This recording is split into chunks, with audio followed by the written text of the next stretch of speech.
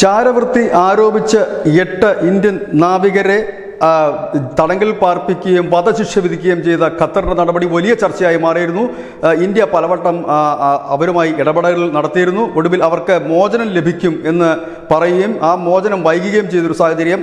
അങ്ങനെ വലിയ ഒരു കൺഫ്യൂഷനിൽ നിന്ന ഒരു കേസ് ഒടുവിൽ ആ 8 സൈനികരെയും നിരുപാധികം വിട്ടയച്ചിരിക്കുന്നു. അവർ ജോലി ചെയ്ത കമ്പനിയിൽ നിന്നാണ് അവരെ തടങ്കലിലേക്ക് കൊണ്ടുപോയത്. ചാരവൃത്തി ആരോപിച്ചായിരുന്നു ഇവർക്ക് ഖത്തർ വധശിക്ഷ വിധിച്ചത്. ഇതിൽ 8ൽ 7 പേരും നമ്മുടെ രാജ്യത്ത് ലാൻഡ് ചെയ്തിരിക്കുന്നു. അവർ ലാൻഡ് ചെയ്തപ്പോൾ ഭാരത് മാതാ കി ജയ് വിളിച്ചുകൊണ്ടാണ് ലാൻഡ് ചെയ്തത്. നരേന്ദ്രമോദിക്കും ഈ രാജ്യത്തിനും നന്ദി അറിയിച്ചുകൊണ്ടാണ് ആ 8 പേരിൽ 7 പേരും നമ്മുടെ രാജ്യത്ത് എത്തിയത്. ഖത്തർ സ്റ്റേറ്റ് അമീറിൻ്റെ തീരുമാനങ്ങൾക്ക് നന്ദി അറിയിച്ചുകൊണ്ട് ഇന്ത്യൻ വിദേശകാര്യ മന്ത്രാലയം പ്രസ്താവനയും ഇറക്കിയിട്ടുണ്ട്. ഏതായാലും ഇത് പ്രധാനമന്ത്രി നരേന്ദ്രമോദിക്ക് കിട്ടുന്ന ഏറ്റവും വലിയൊരു മൈലേജ് തന്നെയായിരിക്കും ഈ തെരഞ്ഞെടുപ്പിൽ. കാരണം ഒരു രാജ്യത്ത് ചാരവൃത്തി ആരോപിച്ച് 8 പേരെ വധശിക്ഷയ്ക്ക് വിധിച്ചു. പ്രത്യേകിച്ച് ഗൾഫ് നാടുകളിലൊക്കെ വധശിക്ഷയ്ക്ക് വിധിക്കപ്പെടുക എന്ന് പറഞ്ഞാൽ വളരെ കർശനമായ നിയമം പാലിക്കുന്ന രാജ്യങ്ങളാണത്.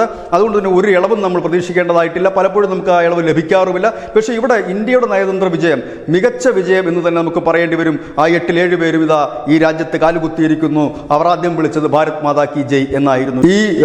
ഈ നാവികർ വന്ന് ഇറങ്ങുന്നതിൻ്റെ വീഡിയോ ദൃശ്യങ്ങൾ ഞങ്ങളുടെ വാർത്തയുടെ താഴെ ഡിസ്ക്രിപ്ഷനിൽ അതിൻ്റെ ലിങ്ക് പോസ്റ്റ് ചെയ്തു. പ്രിയപ്പെട്ട പ്രേക്ഷകർക്കും കാണാം. News desk news India Malayalam.